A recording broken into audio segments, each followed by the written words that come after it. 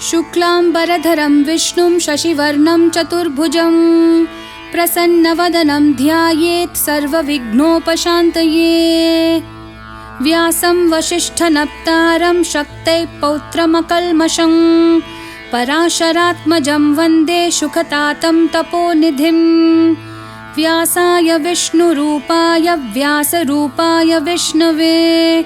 नमो वै ब्रह्मनिधये वासिष्ठाय नमो नमः। अविकाराय शुद्धाय नित्याय परमात्मने सदैकरूपरूपाय विष्णवे सर्वजिष्णवे। यस्य स्मरणमात्रेण जन्म संसारबन्धनात् विमुच्यते नमस्तस्मै विष्णवे प्रभविष्णवे। ॐ नमो विष्णवे प्रभविष्णवे। श्रीवैशम्पायन उवाच श्रुत्वा धर्मान् शेषेण पावनानि च सर्वशः युधिष्ठिरः शान्तनवं पुनरेवाभ्यभाषत। युधिष्ठिर उवाच किमेकं दैवतं लोके किं वाप्येकं परायणं स्तुवन्तः कं कमर्चन्तः प्राप्नुयुर्मानवा शुभं। को धर्म सर्वधर्माणां भवतः परमो मतः किं जपन्मुच्यते जन्तुर्जन्म संसारबन्धनात्। श्रीभीष्म उवाच जगत्प्रभुं देवदेवम् अनन्तं पुरुषोत्तमं स्तुवन्नाम सहस्रेण पुरुषस्तततोत्थितः। त्वमेव चार्चयन् नित्यं भक्त्या पुरुषम् अव्ययं ध्यायन् स्तुवन् नमस्यं च यजमानस्तमेव च। अनादिनिधनं विष्णुं सर्वलोकमहेश्वरं लोकाध्यक्षं स्तुवन् नित्यं सर्वदुःखातिगो भवेत्। ब्रह्मण्यं सर्वधर्मज्ञं लोकानां कीर्तिवर्धनं लोकनाथं महद्भूतं सर्वभूतभवोद्भवम्। एष मे सर्वधर्माणां धर्मोऽधिकतमो मतः यद्भक्त्या पुण्डरीकाक्षं स्तवैरर्चयन्नरः सदा। परमं यो महत्तेजः परमं यो महत्तपः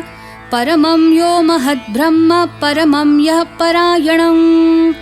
पवित्राणां पवित्रं यो मङ्गलानां च मङ्गलं दैवतं देवतानां च भूतानां यो व्ययपितः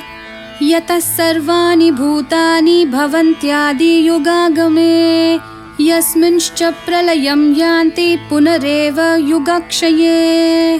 तस्य लोकप्रधानस्य जगन्नाथस्य भूपते विष्णोर्नाम सहस्रं मे शृणु पापभयापहम्। यानि नामानि गौणानि विख्यातानि महात्मनः ऋषिभिः परिगीतानि तानि वक्ष्यामि भूतये। ऋषिर्नाम्नां सहस्रस्य वेदव्यासो महामुनिः छन्दोनुष्टुप् तथा देवो भगवान् देवकीसुतः। अमृतांशोद्भवो बीजं शक्तिर्देवकीनन्दनः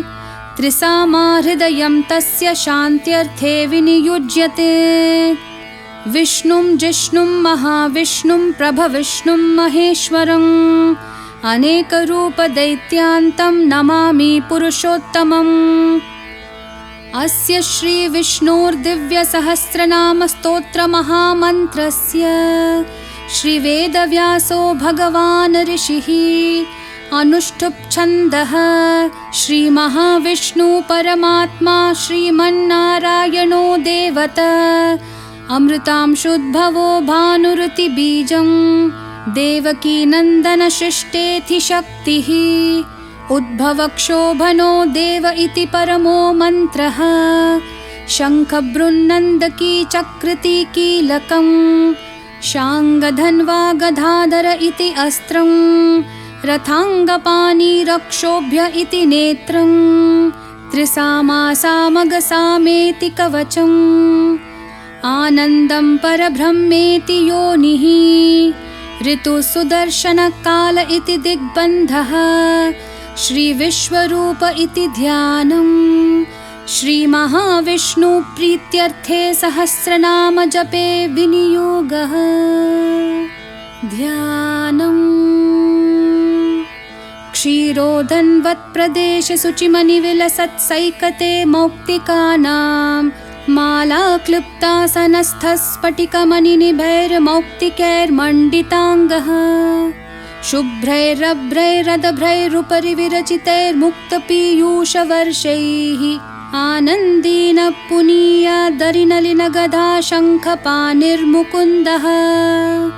भूपादौ यस्य नाभिर्वियदसुरनिलश्चन्द्रसूर्यौ च नेत्रे कर्णावाशाशिरोद्यौर्मुखमपि दहनो यस्य वास्तेयमब्धिः अन्तस्तं यस्य विश्वं सुरनरखगो भोगि गन्धर्वदैतेः चित्रं रं रम्यते तं त्रिभुवनवपुषं विष्णुमीशं नमामि। ॐ नमो भगवते वासुदेवाय। शान्ताकारं भुजगशयनं पद्मनाभं सुरेशं विश्वाधारं गगनसदृशं मेघवर्णं शुभांगं लक्ष्मीकान्तं कमलनयनं योगिहृद्ध्यानगम्यं वन्दे विष्णुं भवभयहरं सर्वलोकैकनाथं मेघश्यामं पीतकौशेयवासं श्रीवत्साङ्कं कौस्तुभोद्भासिताङ्गं पुण्योपेतं पुण्डरीकायताक्षं विष्णुं वन्दे सर्वलोकैकनाथं नमः समस्तभूतानाम् आदिभूताय भूभृते अनेकरूपरूपाय विष्णवे प्रभविष्णवे शशङ्खचक्रं सकिरीटकुण्डलं सपीतवस्त्रं सरसीरुहेक्षणं सहारवक्षस्थलशोभिकौस्तुभं नमामि विष्णुं शिरसा चतुर्भुजम् छायायां पारिजातस्य हेमसिंहासनोपरि आसीनमब्बुधश्याममायताक्षम् अलङ्कृतं चन्द्राननं चतुर्बाहुं श्रीवत्साङ्कितवक्षसं रुक्मिणी सत्यभामाभ्यां सहितं कृष्णमाश्रये।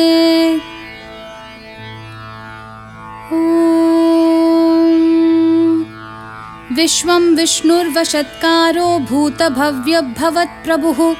भूतकृद्भूतभृद्भावो भूतात्मा भूतभावनः पूतात्मा परमात्मा च मुक्तानां परमागतिः अव्ययः पुरुषः साक्षी क्षेत्रज्ञोऽक्षर एव च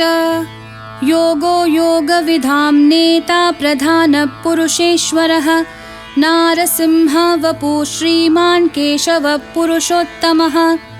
सर्वः सर्वः शिवस्थाणुर्भूताधिर्निधिरव्ययः सम्भवो भावनो भर्ता प्रभवः प्रभुरीश्वरः स्वयंभूः शम्भुरादित्य पुष्कराक्षो महास्वनः अनादिनिधनो धाता विधाता धातुरुत्तमः अप्रमेयो ऋषिकेश पद्मनाभोऽमरप्रभुः विश्वकर्मा मनुस्त्वष्टा स्थविष्ठस्थविरो ध्रुवः अग्राह्य शाश्वत कृष्णो लोहिताक्ष प्रतर्दनः प्रभूतस्त्रिककुब्धाम पवित्रं मङ्गलं परम् ईशान प्राणद प्राणो ज्येष्ठ श्रेष्ठ प्रजापतिः हिरण्यगर्भो भूगर्भो माधवो मधुसूदनः ईश्वरो विक्रमी धन्वी मेधावी विक्रमाक्रमः अनुत्तमो दुराधर्ष कृतज्ञ कृतिरात्मवान् सुरेशः शरणं शर्म विश्वरेता प्रजाभवः अहः संवत्सरो व्याळ्ह प्रत्ययः सर्वदर्शनः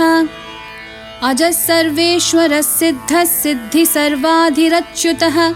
वृषाकपिरमेयात्मा सर्वयोगविनिःसृतः वसुर्वसुमनाः सत्य समात्मा संमिताः समः अमोघः पुण्डरीकाक्षो वृषकर्मा वृषाकृतिः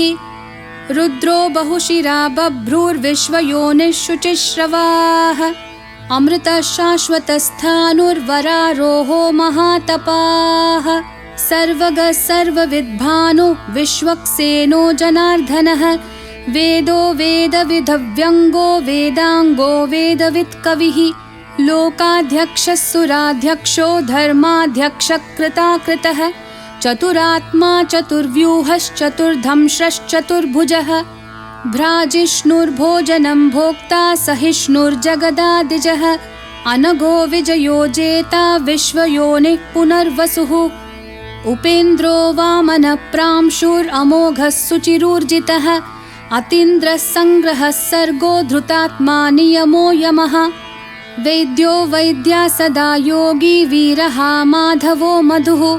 अतीन्द्रियो महामायो महोत्साहो महाबलः महाबुद्धिर्महावीर्यो महाशक्तिर्महाद्युतिः अनिर्देश्य वपुः श्रीमान् अमेयात्मा महाधृदक् महेश्वासो महीभर्ता श्रीनिवासः सतां गतिः अनिरुद्धः सुरानन्दो गोविन्दो गोविदाम्पतिः मरिचिर्तमनोहंसः सुपर्णो भुजगोत्तमः हिरण्यनाभः सुतपाः पद्मनाभः प्रजापतिः अमृत्युः सर्वदृक्सिंहः सन्धाता सन्धिमान् स्थिरः अजोधुर्मर्शनः शास्ता विश्रुतात्मा सुरारिः गुरुर्गुरुतमो धाम सत्यः सत्यपराक्रमः निमिषो निमिषस्रग्वी वाचस्पतिरुदारधीः अग्रणीर्ग्रामणीः श्रीमान् न्यायो नेता समीरणः सहस्रमूर्धा विश्वात्मा सहस्राक्षः सहस्रपात् आवर्तनो निवृत्तात्मा संवृतः सम्प्रमर्दनः अहः संवर्तको वह्निरनिलोधरणीधरः सुप्रसादः प्रसन्नात्मा विश्वधृग्विश्वभुग्विभुः सत्कर्ता सत्कृतः साधुर्जन्नुर्नारायणो नरः असंख्येयो प्रमेयात्मा विशिष्टः शिष्टकृच्छुचिः सिद्धार्थः सिद्धसङ्कल्पः सिद्धिदः सिद्धिसाधनः वृषाही वृषभो विष्णुर्वृषपर्वा वृषोदरः वर्धनो वर्धमानश्च विविक्तः श्रुतिसागरः सुभुजो दुर्धरो वाग्मी महेन्द्रो वसुदो वसुः नैकरूपो बृहद्रूपः शिपिविष्ठप्रकाशनः ओजस्तेजोद्युतिधरः प्रकाशात्मा प्रतापनः रिद्धस्पष्टाक्षरो मन्त्रः चन्द्रांशूर्भास्करद्युतिः अमृतांशोद्भवो भानुः शशबिन्दुः सुरेश्वरः औषधं जगतः सेतुः सत्यधर्मपराक्रमः भूतभव्यभवन्नाथः पवनः पावनो नलः कामः कामकृत्कान्तः कामः कामप्रदः प्रभुः युगादिकृद्युगावर्तो नैकमायो महाशनः अदृश्यो व्यक्तरूपश्च सहस्रजिदनन्तजित् इष्टो विशिष्टशिष्टेष्ट शिखण्डी नहुषो वृषः क्रोधः क्रोधकृत्कर्ता विश्वबाहुर्महीधरः अच्युतप्रतिथः प्राणदो वासवानुजः अपान्निधिरधिष्ठानम् अप्रमतः प्रतिष्ठितः स्कन्दस्कन्दधरो धुर्यो वरदो वायुवाहनः वासुदेवो बृहद्भानुरादिदेवः पुरन्दरः अशोकस्तारनस्तारः शूरः शौरिर्जनेश्वरः अनुकूलश्शतावर्तः पद्मिपद्मनिभेक्षणः पद्मनाभोरविन्दाक्षः पद्मगर्भः शरीरभृत् महर्धिर्ऋद्धो वृद्धात्मा महाक्षो गरुडध्वजः अतुलः शरभो भीमः समयज्ञो हविर्हरिः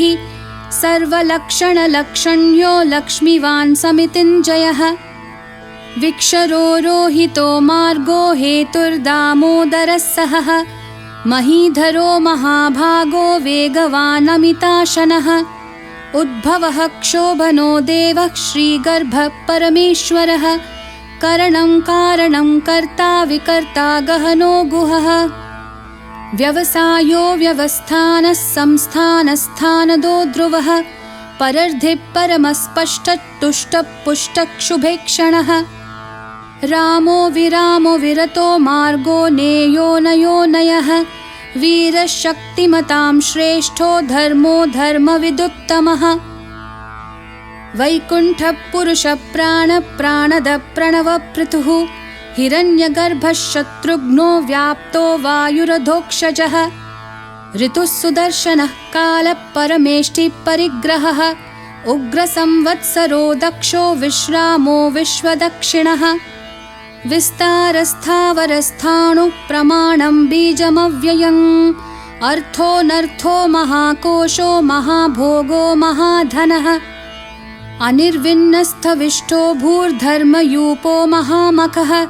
नक्षत्रनेमिर्नक्षत्री क्षमः क्षामसमीहनः यज्ञयुज्यो महेज्यश्च क्रतुः सत्रं सताङ्गतिः सर्वदर्शी विमुक्तात्मा सर्वज्ञो ज्ञानमुत्तमम् सुव्रतः सुमुखः सूक्ष्मः सुघोषः सुखदः सुहृत् मनोहरो जितक्रोधो वीरबाहुर्विदारणः स्वापनः स्ववशो व्यापी नैकात्मा नैककर्मकृत् वत्सरो वत्सलो वत्सी रत्नगर्भो धनेश्वरः धर्मगुप्धर्मकृद्धर्मी सदसत्क्षरमक्षरम् अविज्ञाता सहस्रांशोर्विधाता कृतलक्षणः गभस्तिनेमि सत्त्वस्थः सिंहो भूतमहेश्वरः आदिदेवो महादेवो देवेशो देवभृद्गुरुः उत्तरो गोपतिर्गोप्ता ज्ञानगम्यः पुरातनः शरीरभूतभृद्भोक्ता कपीन्द्रो भूरि दक्षिणः सोमपोमृतपः सोमः पुरुजित्पुरुसत्तमः विनयो जयः सत्यसन्धो दाशार्हः सात्वतां पतिः जीवो विनयिता साक्षी मुकुन्दोमितविक्रमः अम्भोनिधिरनन्तात्मा महोदधिशयोऽन्तकः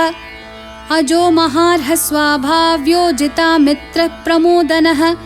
आनन्दो नन्दनो नन्दः सत्यधर्मात्रिविक्रमः महर्षि कपिलाचार्य कृतज्ञो मेदिनीपतिः त्रिपदस्त्रिदशाध्यक्षो महाशृङ्गकृतान्तकृत् महावराहो गोविन्दः सुषेणः कनकाङ्गदिः गुह्यो गभीरो गहनो गुप्तश्चक्रगदाधरः वेधास्वाङ्गोजितः कृष्णो दृढः सङ्कर्षणाच्युतः वरुणो वारुणो वृक्षः पुष्कराक्षो महामनाः भगवान् भगहानन्दी वनमाली हलायुधः आदित्यो ज्योतिरादित्य सहिष्णुर्गतिसत्तमः सुदन्वाखण्डपरशुर्दारुणो द्रविणप्रदः दिवस्प्रक्सर्वदृग्व्यासो वाचस्पतिरयो निजः त्रिसामः सामगः सामन्निर्वाणं भेषजं भिषक् सन्न्यासकृच्छमः शान्तो निष्ठः शान्तिपरायणम् शुभाङ्गः शान्तिदस्सृष्टा कुमुदः कुवलेशयः गोहितो गोपतिर्गोप्ता वृषभाक्षो वृषप्रियः अनिवर्ती निवृत्तात्मा संक्षेप्ताक्षेमकृच्छिवः श्रीवत्सवक्षा श्रीवासः श्रीपतिः श्रीमतांवरः श्रीधः श्रीशः श्रीनिवासः श्रीनिधिः श्रीविभावनः श्रीधरः श्रीकरः श्रेयः श्रीमान् लोकत्रयाश्रयः स्वक्षः सङ्घः शतानन्दो नन्दिर्ज्योतिर्गणेश्वरः विजितात्मा विधेयात्मा सत्कीर्तिश्छिन्नसंशयः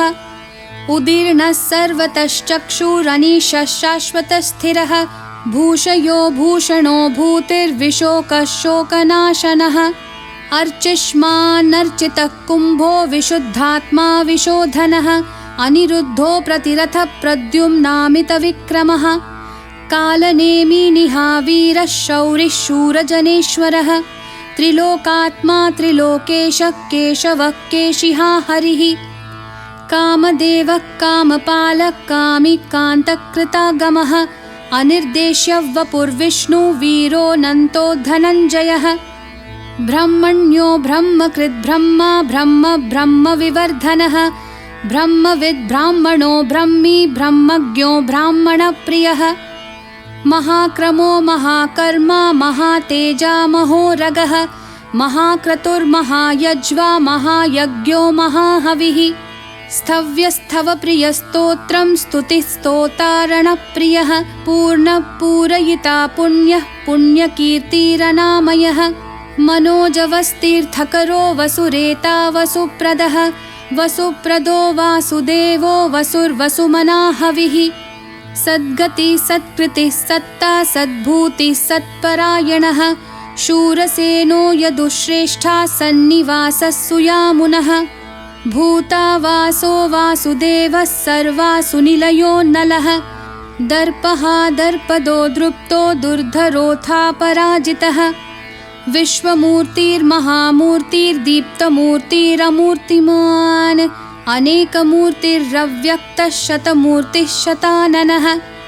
एकोनैकः सवक्कं किं यत्तत्पदमनुत्तमं लोकबन्धुर्लोकनाथो माधवो भक्तवत्सलः सुवर्णवर्णो हेमाङ्गो वराङ्गश्चन्दनाङ्गदी वीरः विषमः शून्यो घृताशीरचलश्चलः अमानीमानदो मान्यो लोकस्वामी त्रिलोकधृक् सुमेधा मेधजो धन्यः सत्यमेधाधराधरः तेजो वृषोद्युतिधरः सर्वशस्त्रभृतांवरः प्रग्रहो निग्रहो व्यग्रो नैकशृङ्गो गदाग्रजः चतुर्मूर्तिश्चतुर्बाहुश्चतुर्व्यूहश्चतुर्गतिः चतुरात्मा चतुर्भावश्चतुर्वेदविदेकपात् समावर्तो निवृत्तात्मा दुर्जयो दुरतिक्रमः दुर्लभो दुर्गमो दुर्गो दुरावासो दुरारिः शुभाङ्गो लोकसारङ्गः सुतन्तुस्तन्तुवर्धनः इन्द्रकर्मा महाकर्मा कृतकर्मा कृतागमः उद्भवः सुन्दरः सुन्दो रत्ननाभः सुलोचनः अर्को वाजः सनः शृङ्गी जयन्तः सर्वविजयी सुवर्णबिन्दुरक्षोभ्यः सर्ववागीश्वरेश्वरः महाह्रदो महागर्तो महाभूतो महानिधिः कुमुदः कुन्दरः कुन्दः पर्जन्यः पावनो निलः अमृताशोऽमृतवपुः सर्वज्ञः सर्वतोमुखः सुलभः सुव्रतः सिद्धः शत्रुजिच्छत्रुतापनः न्यग्रोधोदुम्बराश्वत्थः चाणुरान्ध्रनिषूदनः सहस्रार्चिः सप्तजिह्वः सप्तैदाः सप्तवाहनः अमूर्तिरनघोचिन्त्यो भयकृद्भयनाशनः अनुर्बृहत्कृशस्थूलो गुणभृन्निर्गुणो महान् अधृतस्वधृतस्वास्य प्राग्वंशो वंशवर्धनः भारभृत्कथितो योगी योगिशः सर्वकामदः आश्रमः श्रमणः क्षामः सुपर्णो वायुवाहनः धनुर्धरो धनुर्वेदो दण्डो दमयिता दमः अपराजितः सर्वसहो नियन्ता नियमो यमः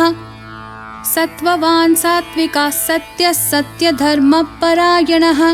अभिप्रायप्रियार्होर्हः प्रियकृत्प्रीतिवर्धनः विहाय सगतिर्ज्योतिः सुरुचिर्हुतभुग्विभुः रविर्विरोचनः सूर्यः सविता रविलोचनः अनन्तो हुतभुग्भोक्ता सुखदो नैकजोऽग्रजः अनिर्विण्णः सदामर्षि लोकाधिष्ठानमद्भुतः सनातनतमः कपिलः कपिरव्ययः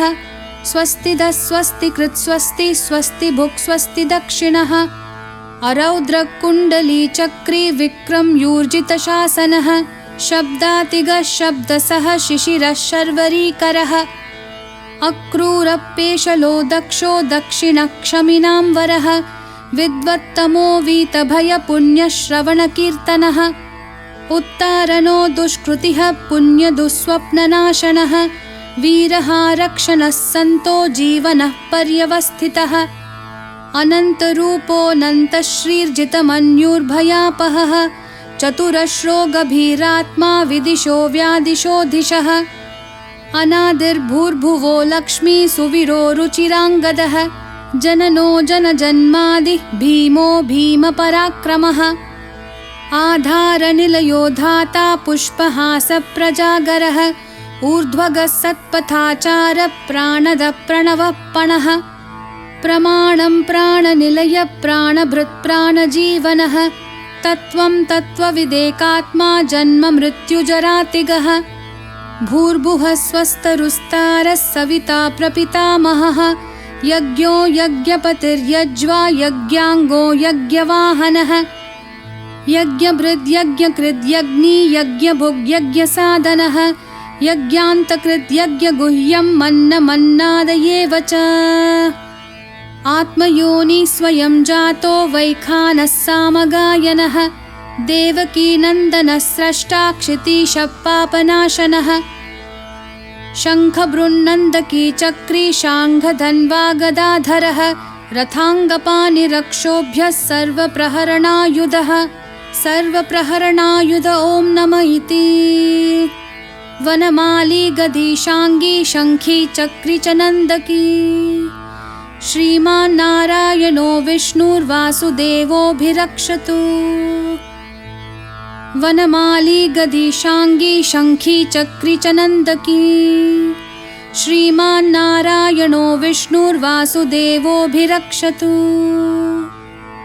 वनमाली गदीशाङ्गी शङ्खी चक्री च नन्दकी श्रीमान् नारायणो विष्णुर्वासुदेवोऽभिरक्षतु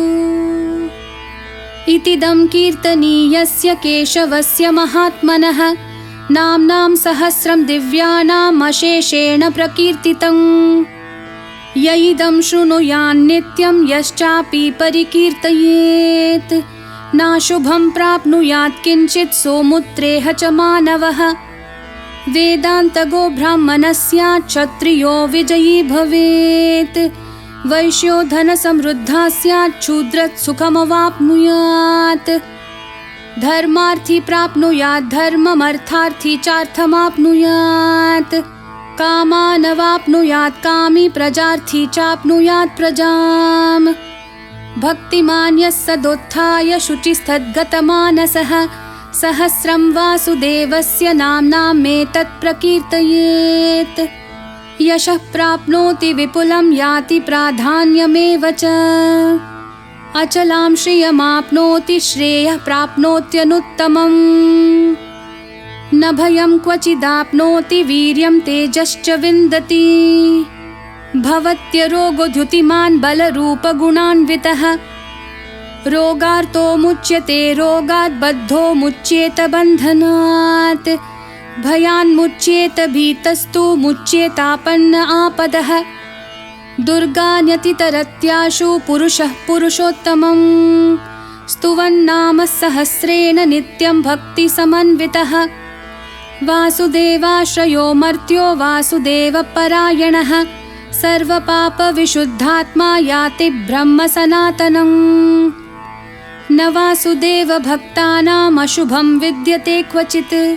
जन्म मृत्युजरा व्याधि भयं नैवोपजायते इमं स्तवमधीयानः श्रद्धा भक्तिसमन्वितः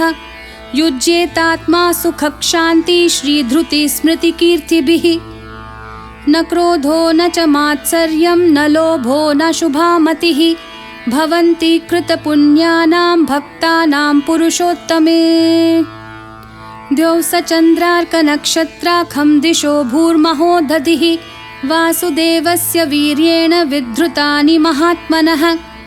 ससुरासुरगन्धर्वं सयक्षोरगराक्षसं जगद्वशे वर्ततेदं कृष्णस्य सचराचरम् इन्द्रियाणि मनोबुद्धिः सत्यं तेजोबलं धृतिः वासुदेवात्मकान्याहुः क्षेत्रं क्षेत्रज्ञ एव च सर्वागमानमाचारः प्रथमं परिकल्पते आचारप्रभवो धर्मो धर्मस्य प्रभुरच्युतः ऋषयः पितरो देवा महाभूतानि धातवः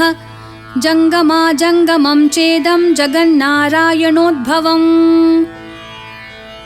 योगो ज्ञानं तथा साङ्ख्यं विद्या शिल्पादिकर्म च वेदाशास्त्राणि विज्ञानमेतत् सर्वं जनार्दनात् एको विष्णुर्महद्भूतं पृथक् भूतान्यनेकशः त्रीन् लोकान् व्याप्य भूतात्मा भुङ्क्ते विश्वभुगव्ययः इमं स्तवं भगवतो विष्णोर्व्यासेन कीर्तितं पठेद्य इच्छेत् पुरुषः श्रेयः प्राप्तुं सुखानि च विश्वेश्वरमजं देवं जगतः प्रभुमव्ययं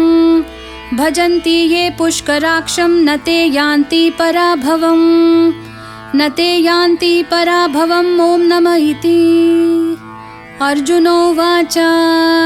पद्मपत्रविशालाक्ष पद्मनाभसुरोत्तमा भक्तानामनुरक्तानां त्राता भव जनार्दन। श्रीभगवानुवाच यो मां नाम सहस्रेण स्तोतुमिच्छति पाण्डव सोऽहमेकेन श्लोकेन स्तुत एव न संशयः स्तुत एव न संशय ॐ नमः इति। व्यासोवाच वासनाद्वासुदेवस्य वासितं भुवनत्रयं सर्वभूतनिवासोऽसि वासुदेव नमोऽस्तु ते वासुदेव नमोऽस्तु ते ॐ नमः इति। पार्वत्युवाच केनोपायेन लघुना विष्णोर्नाम सहस्रकं पठ्यते पण्डितैर्नित्यं श्रोतुमिच्छाम्यहं प्रभो। ईश्वरोवाच श्रीराम राम रामेति रमे रामे मनोरमे सहस्रनाम तत्तुल्यं राम नाम वरानने। श्रीराम राम रामेति रमे रामे मनोरमे सहस्रनाम तत्तुल्यं राम नाम वरानने। श्रीराम राम रामेति रमे रामे मनोरमे सहस्रनाम तत्तुल्यं राम नाम वरानने। राम नाम वरानन ॐ नमः इति। ब्रह्मोवाच नमोऽस्त्वनन्ताय सहस्रमूर्तये सहस्रपादाक्षि शिरोरुबाहवे सहस्रनाम्ने पुरुषाय शाश्वते सहस्रकोटियुगधारिणे नमः सहस्रकोटियुगधारिणे नमः ॐ नमः इति। सञ्जय उवाच यत्र योगेश्वरः कृष्णो यत्र पार्थो धनुर्धरः तत्र श्रीर्विजयो भूतिर्ध्रुवा नीतिर्मतिर्मम। श्रीभगवानुवाच अनन्याश्चिन्तयन्तो मां ये जनः पर्युपासते तेषां नित्याभियुक्तानां योगक्षेमं वहाम्यहम्। परित्राणाय साधूनां विनाशाय च दुष्कृतां धर्मसंस्थापनार्थाय सम्भवामि युगे युगे। आर्ता विषण्णाः शिथिलाश्च भीताः घोरेषु च व्याधिषु वर्तमानाः संकीर्त्य नारायण शब्दमात्रं विमुक्तदुःखाः सुखिनो भवन्तु। कायेन वाचा मनसेन्द्रियैर्वा बुद्ध्यात्मना वा प्रकृते स्वभावात् करोमि यद्यत् सकलं परस्मै नारायणायेति समर्पयामि।